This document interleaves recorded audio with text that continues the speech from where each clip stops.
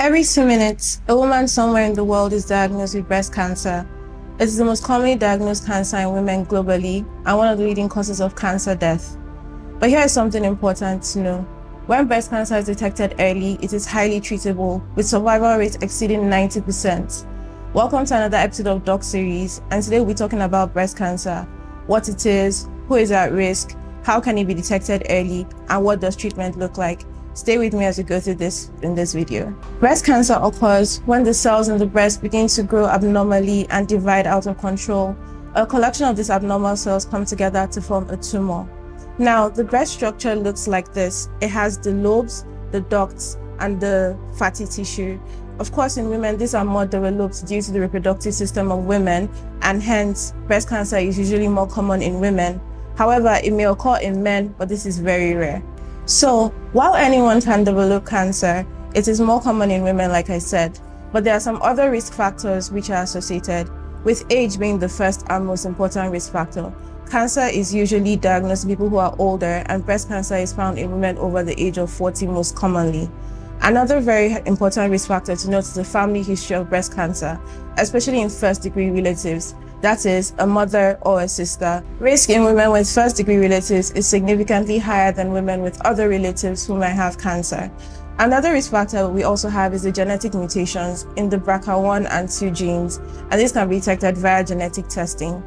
Other risk factors for breast cancer include things such as obesity, a history of hormone replacement therapy, history of early menstruation before the age of 12, and late menopause happening after the age of 50. Other risk factors include physical inactivity, excessive alcohol consumption, amongst others. Over half of women diagnosed with breast cancer have no other risk factors aside family history and increasing age, which is why it is very important for every woman to get screened, regardless of the history or not. Breast cancer in its earlier stages offers no symptoms at all, which is precisely why routine screening is very critical. As the disease progresses, symptoms begin to appear. The most common symptom is a new lump or thickening in the breast or armpit. Not all lumps are cancer, many are benign, but it's always important to get every lump noticed checked by a health professional. Other warning signs include changes in the size and shape of the breast. Also, changes in the skin of the breast, such as dimpling or puckering, which might look like an orange peel texture, is also an indicative sign of breast cancer.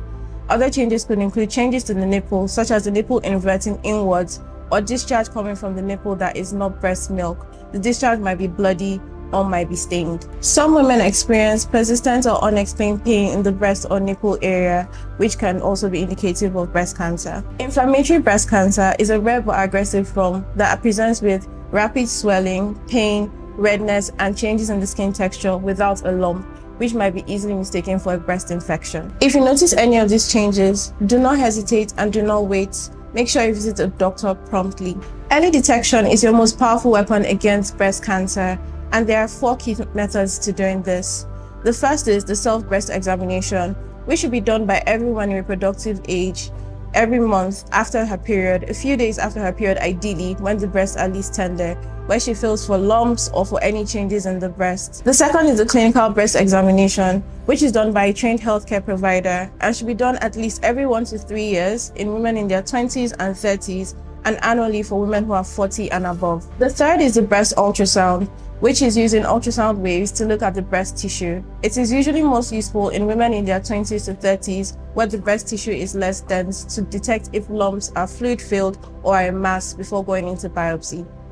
The fourth is the mammogram, which is usually advised for women over 40 and older to check for any breast lumps or any calcification in the breast.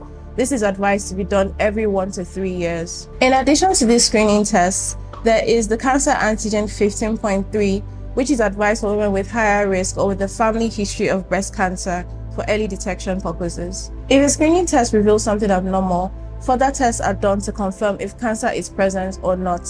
This is confirmed by a biopsy test, which involves taking samples of the tissue to the lab to check if the cells are abnormal or not. Now, from this, it now depends on what stage the cancer is placed at to know what the appropriate treatment will be. Staging is done by form of further tests such as CT scans, MRIs, and checking of hormone receptors to determine how far the spread has gone. Breast cancer treatment has advanced significantly, and many women go on to live full, healthy lives even after diagnosis. The approach of treatment depends on the type, stage, and subtype of cancer, as well as the patient's preferences and their overall health status.